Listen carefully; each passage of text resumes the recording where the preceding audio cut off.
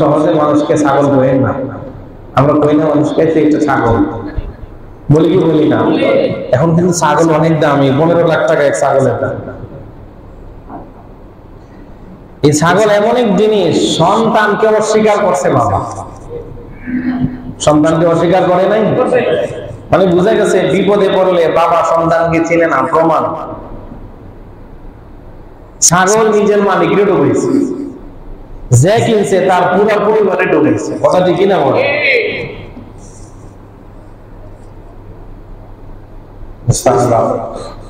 আপনি এমন একজন না, একজন মতিউর না, আপনি খুঁজে তালাশ করে দেখেন প্রশাসনের ভিতরে এমন হাজারো মতিউর লুকানো আছে, আছে না নাই?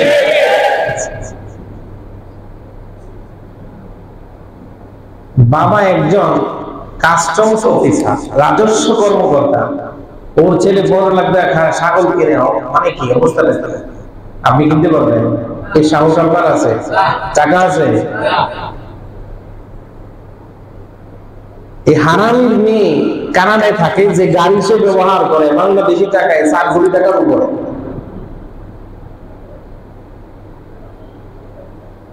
এখন আমি আপনি যে সস্তায় জিনিস পাই না, আমি আপনি যে আমাদের প্রয়োজন পূরণ করতে পারি না, পূরণ করব কিভাবে? সব কয়টা পূরণ আমার আপনার উপরে চাপায় দিয়ে অপূরণ তারা সব নিজেরা পূরণ করে নিয়ে যাচ্ছে।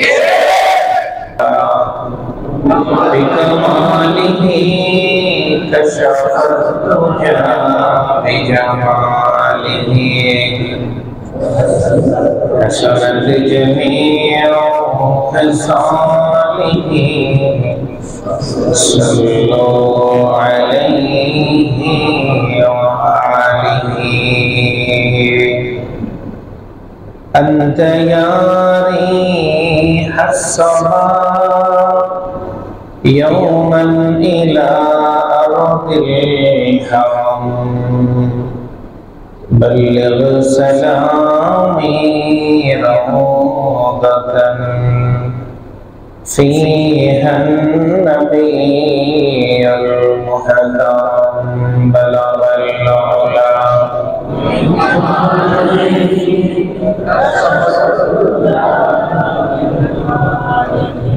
حسنت جميع خصاله صلوا عليه وآله। আল্লাহ পাকের দরবারে আলিশান দিল থেকে জবান খুলে শুকর আদায় করছি রব্বে কারীম থেকে। জিলহজের চাঁদে কুরবানির পরে আল্লাহ তাআলা আমাদেরকে হায়াতের বরকত দিয়ে কুরবানির শিক্ষা নিয়ে সামনে অগ্রসর হওয়া চলার জন্য আল্লাহ তাআলা আমাদেরকে মসজিদমুখী করেছেন। দিল থেকে সবাই মিলে একসাথে পড়ে নেই আলহামদুলিল্লাহ।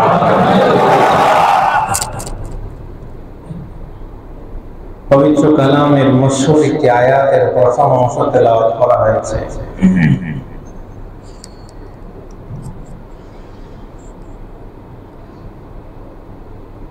আয়াতের মধ্যে আল্লাহ তাআলা বলেছেন, কুল হে নবী আপনি বলুন, হাল ইয়াস্তাবিল্লাযীনা ইয়ালামুন, যারা জানে, ওয়াল্লাযীনা লা ইয়ালামুন, যারা জানে না তারা কি সমান? আল্লাহ প্রশ্ন করতেছেন, ইনকার করতেছেন, যারা জানে যারা জানে না তারা কখনোই সমান?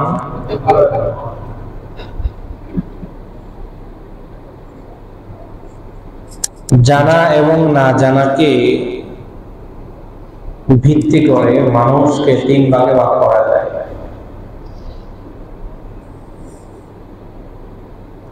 এক কথায় যারা জানে না আমরা তাদেরকে বলি মূর্খ, যারা জানে আমরা তাদেরকে বলি শিক্ষিত জ্ঞানী। তৃতীয় প্রকার মানুষ কিছু আছে, জানে না কিছুই কিন্তু জানার ভান করে, নিজে জানে এটা বোঝায়। তাদেরকে বলা হয় ডবল মূর্খ। সে যে জানে না এটাও সে বোঝে না। আপনি সমাজের দিকে তাকান, মানুষগুলাকে জানার ক্ষেত্রে এই তিন ভাগে পাবেন। একদল যারা জানে আমরা তাদেরকে শিক্ষিত বলি, যারা জানে না তাদেরকে মূর্খ বলি, আর যারা না জেনে জানার ভান করে মনে করে আমি অনেক কিছু জানি, তারা হলো দ্বিগুণ মূর্খ। তাহলে অশিক্ষিত মানুষ চেনা সহজ, জানে না, মূর্খ।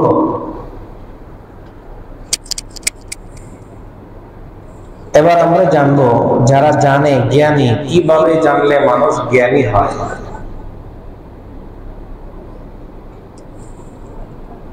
আমরা আমাদের সাধারণ জ্ঞানে যেটা বুঝি সেটা, কেউ কোনো জিনিসে অজ্ঞ ছিল সেটাকে যদি সে জানতে পারে তাহলে আমরা মনে করি এই ব্যাপারে সে শিক্ষিত, এই ব্যাপারে সে জ্ঞানী, এই ব্যাপারে সে জাননেওয়ালা। আল্লাহ তাআলা কোন জাননেওয়ালার কথা বলতেছেন? আল্লাহ তাআলা কাদেরকে জ্ঞানী বলতেছেন?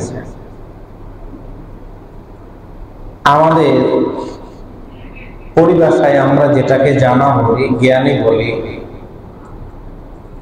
এই জ্ঞান দিয়ে যদি আমি আপনি পরিমাপ করি তাহলে আমাদের চাইতে মুরগি অনেক বেশি জ্ঞানী।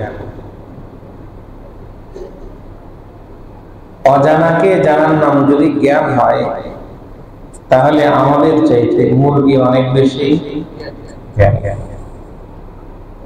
কিভাবে? প্রশ্ন আসে। প্রথম উদাহরণ, মুরগি বাচ্চা ফুটানোর জন্য ডিম তা দেয়, দেখি দেয় না। এখন মুরগির পাখার নিচে যে কটা ডিম আছে, যদি আপনি সব কটাতে নাম্বার বসায় দেন, মনে করেন 10টা ডিম আছে, 1 থেকে 10 পর্যন্ত মার্ক করা হলো, নাম্বার দেওয়া হলো। পরের দিন সকালবেলা দেখবেন ডিমগুলা নাম্বার আকারে আছে না ওগুলো ফেরত হয়ে গেছে। বুঝে বলতেছে না, কেউ উলট করছে, আপনার নাতি, ছোট বাচ্চা, না এই মুরগি? কেন উলট পালট করলো? আপনি তো নাম্বার দিয়ে দিচ্ছেন, 1 থেকে 10 পর্যন্ত 10টা ডিম আছে এবং সিরিয়াল বসায় দেওয়া হয়েছে। পরের দিন সকালবেলা দেখবেন রাত্রি পার হওয়ার পরে ডিমের সিরিয়াল ঠিক নাই।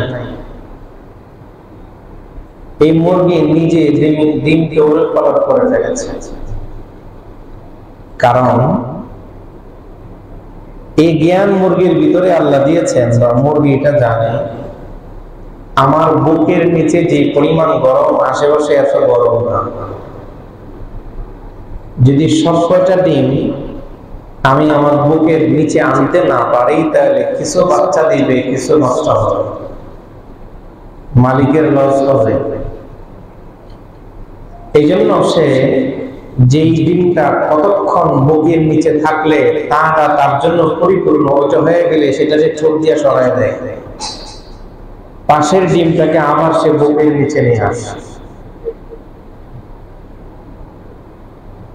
যদি এই কাজটা সে না করে তাহলে মহা মুশকিল মুরগির জন্য।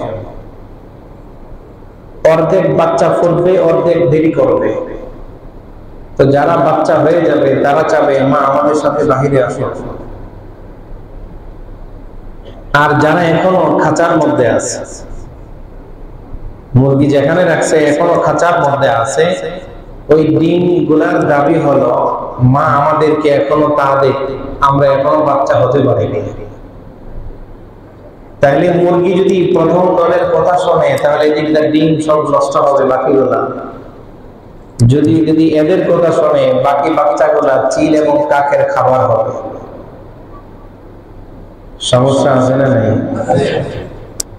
তাহলে এই যে মুরগি নিজের বুদ্ধি বা নিজের বিবেক থেকে ডিমগুলাকে নড়াচড়া করেছে, এই জ্ঞান মুরগির ভিতরে আছে, এরপরও মুরগিকে শিক্ষিত বলা হয় কেন? এটা জানার নাম শিক্ষা না, এটা জানার নাম জ্ঞানী না। এই জন্য মুরগি এটা জানার পরে আমরা মুরগিকে শিক্ষিত মুরগি বলি না।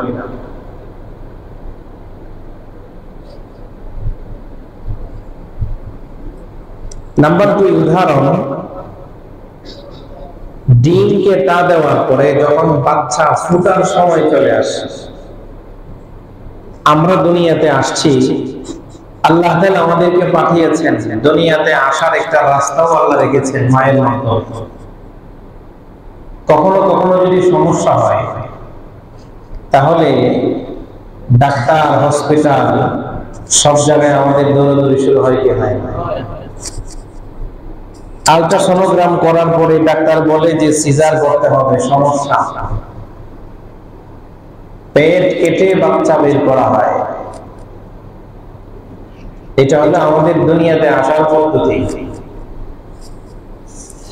এখন মুরগির ডিম থেকে যে বাচ্চা বের হয়, বের হওয়ার কোনো রাস্তা আছে? কথা বলেন, আছে কোনো রাস্তা? সব সমান কি সমান না? সব দিকে সমান। এখন মুরগির টেনশন হওয়ার কথা না, বাচ্চা কিভাবে বের হবে, ডাক্তারকে খবর দিতে হবে, সিজার করতে হবে। সুবহানাল্লাহ বলবেন না? ডাক্তারের পিছনে হসপিটালে মুরগি দৌড়ায়, ফোন করে ডাক্তারকে, আমার বাচ্চা ফোটার সময় আসছে, তাড়াতাড়ি আসেন, সিজার করে বাচ্চা বের করে। এবার যখন ফুটার সময় চলে আসে, বাচ্চার ঠোঁট যেদিকে, মুরগি সর্বপ্রথম ওই সাইডটাকে ফুটা করে আগে। এটা আল্লাহ তাআলার কুদরত। যখন আল্লাহ তাআলার কুদরতের আলোচনা হয়, দিলের গহীন থেকে সুবহানাল্লাহ বলতে হয়। এই মুরগি যেখানে ডিম ফুটা করে, যে জায়গাটা দিয়া, ওই জায়গাটায় বাচ্চার ঠোঁট থাকে, পাও থাকে না, লেজও থাকে না। কোন সাইডে ফুটা করে? যেখানে বাচ্চার কি থাকে, ঠোঁট থাকে। কেন ফুটা করে? এই সাইডটা দিয়া। মুরগি জানে যে এতক্ষণ সে একটা পরিবেশ এবং তাপমাত্রার মধ্যে ছিল, এখন সে দুনিয়াতে নতুন আলো বাতাসের মধ্যে আসছে। আবার বেশি ফুটা করে না, সামান্য শুধু ঠোঁট বের করতে পারে, এই পরিমাণ ফুটা করে। কারণ ঠোঁটের সাথে মুরগির নাকের সংযোগ আছে না নেই? মুরগি চিন্তা করে, আমারই সন্তান দুনিয়াতে একসাথে যদি বের হয়ে যায়, তাহলে সে গরমে মারাও যেতে পারে, অথবা প্রচন্ড ঠান্ডায় সে মারা যেতে পারে, কারণ এতক্ষণ সে একটা নাশীতোষ্ণ পরিবেশে ছিল। এখন যদি হঠাৎ করে আমি তাকে পুরা দিন বের করে দুনিয়াতে নিয়ে আসি, তাহলে তার এটা ওয়েদারটা তার জন্য শুট করবে না। এই জন্য সর্বপ্রথম ঠোঁট বরাবর ছিদ্র করে, যাতে দুনিয়ার আলো বাতাস নাক দিয়ে এবং আস্তে আস্তে ভিতরে যায়, একসাথে যাতে না যায়।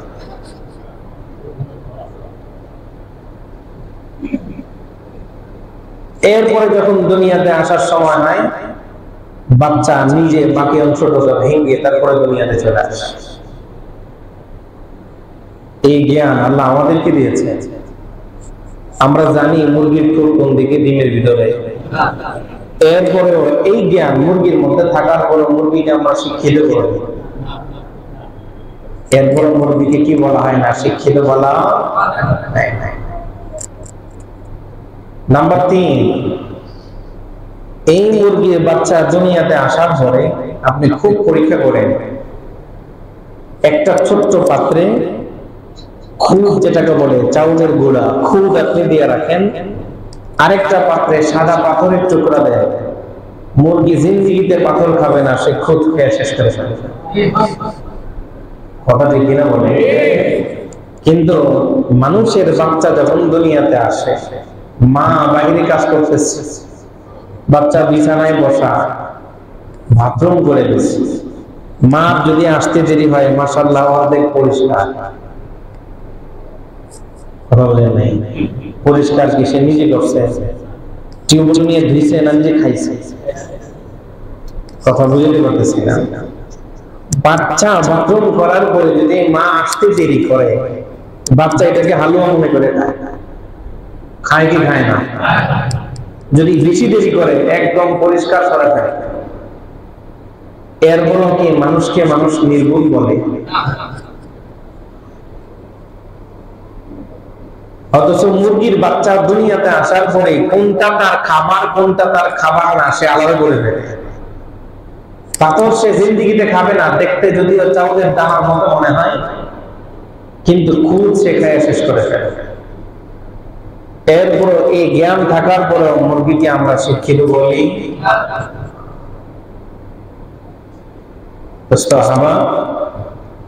মুরগির দেমাগের ভিতরে এই জিনিসটা আছে যে এটা আমার খাবার, ওইটা আমার খাবার না। আমরা আশরাফুল মাখলুকাত, বিবেক বুদ্ধি হয়ে গেছে, বয়স 40-50 পার হয়ে গেছে, রাষ্ট্রের উঁচু পর্যায়ের এক কর্মকর্তা, কিন্তু কোনটা আমার না কোনটা আমার সেটা তো ফ্রি করি না, কোটি টাকা বিদেশে পাচার করে দিই। এই যে রাজস্ব কর্মকর্তা ছাগল কান্ড কুরবানির আগে শুনছেন না? বলে না এখন সহজে মানুষকে ছাগল বলেন না, আমরা কই না মানুষকে একটা ছাগল বলি কি বলি না? এখন কিন্তু ছাগল অনেক দামি, 15 লাখ টাকা এক ছাগলের দাম। এই ছাগল এমন এক জিনিস, সন্তানকে অস্বীকার করছে বাবা, সন্তানকে অস্বীকার করে নাই, মানে বুঝা গেছে বিপদে পড়লে বাবা সন্তানকে চিনে না, প্রমাণ। ছাগল নিজের মালিকরে ঢুকেছে, যে কিনছে তার পুরো পরিবারে ঢুকেছে, কথা ঠিক কিনা বলে?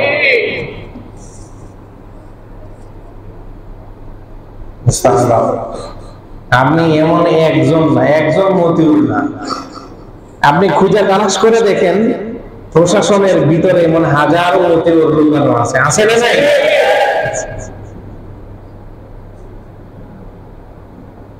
বাবা একজন কাস্টমস অফিসার, রাজস্ব কর্মকর্তা, ওর ছেলে 15 লাখ টাকা ছাগল কিনে, মানে কি অবস্থা দেখতে? আপনি কিনতে পারবেন? এই সাহস আপনার আছে? টাকা আছে? এই হারামির মেয়ে কানাডায় থাকে, যে গাড়ি সে ব্যবহার করে বাংলাদেশি টাকায় 7 কোটি টাকার উপরে।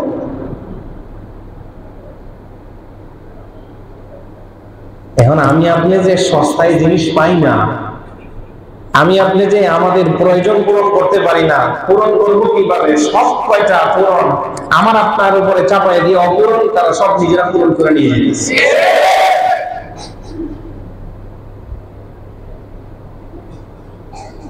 আজকে এক পত্রিকায় দেখলাম সকালবেলা, আমাদের এমপি মহোদয়রা চাইতেছে দুর্নীতির বিরুদ্ধে রেড অ্যালার্ট।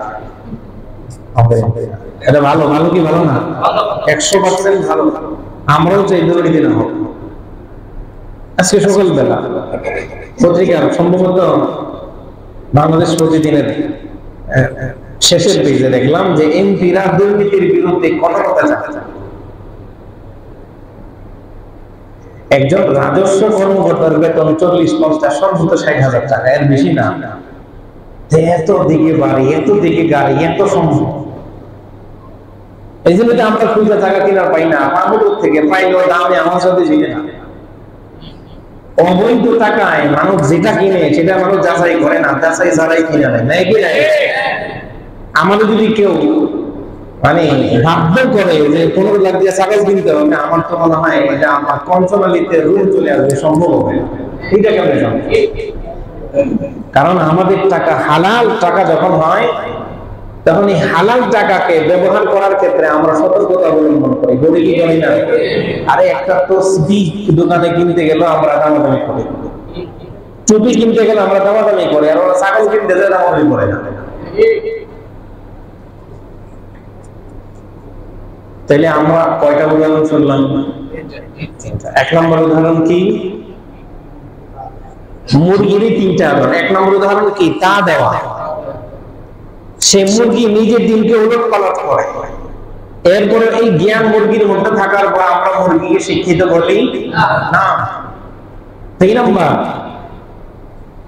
মুরগি যখন বাচ্চা ফুটানোর টাইম হয়, সে এক জায়গায় ছিদ্র করে।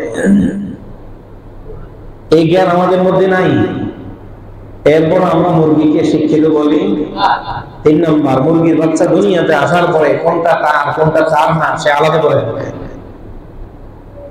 তারপরে আমরা মুরগিকে শিক্ষিত বলি। নাম্বার 4 উদাহরণ, বাবুই পাখি চেনেন? বাবুই পাখি বাসা কোথায়? তাল গাছের মাথায়, একেবারে তাল গাছের যে পাতার আগার মধ্যে সে তার বাসাকে ঝুলে রাখে। আমরা এখানে বসছি, বিদ্যুৎ না থাকলে অন্ধকার হয়ে যাবে, লোডশেডিং হবে, তুফান যদি আসে, তুফান, কারেন্ট থাকে না, যায়, চলে যায়। এখন বাবুই পাখি এত উপরে তাল গাছের উপরে বাসা বানাইছে। আমি আপনি যদি কোন জিনিস তাল গাছের সাথে ঝুলে রাখি, পাতার সাথে, থাকবে না, পড়ে যাবে। যদি আপনি বাইরে দেন, দেখবেন আস্তে আস্তে বাতাসে বেরিয়ে বেরিয়ে সে নিচে ঝুলে দিবে। কিন্তু সে এমন ভাবে নিজের বাসস্থান বানায়, তুফানে তাল গাছ ভেঙে পড়ে যায়, কিন্তু বাবুই পাখি বাসা আলাদা হয়। কথা বলেন যে কেনা? তুফানে নারকেল গাছের ডাল পড়ে যায়, ডাব গাছের, কিন্তু এরপরও বাবুই পাখির বাসা আলাদা হয়। ওর লোডশেডিংয়ের চিন্তা নাই, কারণ দিনের বেলা সে জোনাকি পাখি আছে না, জোনা পাখি ধরে ধরে দিনের বেলা সে নিজের বাসার মধ্যে এক সাইডে রাখে। রাত্রিবেলা আপনি যাচাই করে দেখেন, অন্ধকার যখন হয়, বাবুই পাখির বাসার দিকে দেখবেন সেখানে আলো জ্বলতেছে। সুবহানাল্লাহ বলেন। আলো জ্বলে কি জ্বলে না? সে থেকে আলো পাইছে। দিনের বেলা সে জোনাকি পোকা কিছু টোকায় বাসার মধ্যে রাখছে, যে রাত্রিবেলা যখন আমি ঘুমাই যাবো না, আমার বাসার মধ্যে যেতে সাপ ঢুকতে না পারে, আমার বাসার ভিতরে যাতে কোনো হিংস্র প্রাণী আক্রমণ করতে না পারে। এই জন্য সে কয়েকটা জোনাকি পাখি নিয়ে সেখানে রাখে। রাত্র যখন অন্ধকার হয়, জোনাকি পাখি থেকে আলো বের হয় কি হয় না, ওই আলো ফজর পর্যন্ত জ্বলতে থাকে। কুদরতি ভাবে সে সমস্ত খারাপি থেকে আল্লাহ তাকে বাঁচায় রাখে। এই শিক্ষা, এই জ্ঞান বাবুই পাখির ভিতরে আছে। এরপর মানুষ বাবুই পাখিকে জ্ঞানী বলে, শিক্ষিত বলে।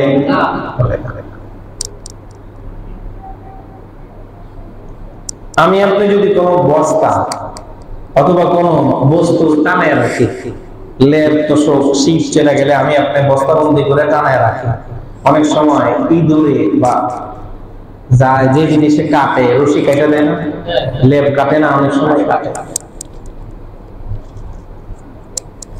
সুন্দরবনে মৌমাছির নাকি এমন বড় বড় বাসা হয় যে একটা মৌমাছির বাসা থেকে আধা মণ 1 মণ পর্যন্ত মধু পাওয়া যায়। ওইটা কোথায় থাকে? গাছের ডালে, নয়তো বিল্ডিং এর কোনায়। থাকে কি থাকে না? পড়ে গেছে কোনোদিন? ইঁদুরে কাটছে? কোনো কিছু যে আক্রমণ করছে? করে নাই।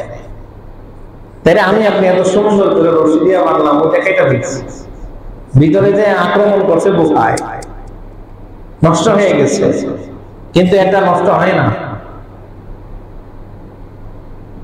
এরপরে আমি আপনি যে ঔষধ ব্যবহার করি, ঔষধের গায়ে এক্সপায়ার ডেট আছে না নাই? আছে না? 6 মাস, 1 বছর, 2 বছর টাইম দেওয়া থাকে। এরপর এটা ব্যবহার নিষিদ্ধ। এটা নির্দিষ্ট পরিমাণ সময়ে ভালো রাখার জন্য সেখানে অ্যালকোহল বা স্পিরিট ব্যবহার করা হয়। হয় কি হয় না? স্পিরিট ব্যবহার করা হয়। এরপরে যদি এটা কেউ সেবন করে, বলা হয় উপকারের চেয়ে ক্ষতি বেশি হবে। আর একটা ঔষধের উপকারিতা একটা রোগের। পৃথিবীতে খুব কম ঔষধ আছে যে একাধিক রোগের শেফা দেয়। একটা ঔষধ একটা রোগের জন্য। কিন্তু আল্লাহ তাআলা মৌমাছির পেটের মধ্যে যে ঔষধ দিয়ে রাখছেন, মৌমাছির পেটে আমাদের জন্য যে মধু দিয়ে রাখছেন, আল্লাহ তাআলা সূরা নাহলের এক আয়াতে বলেন, وأوحى ربك إلى النحل أن اتخذي من الجبال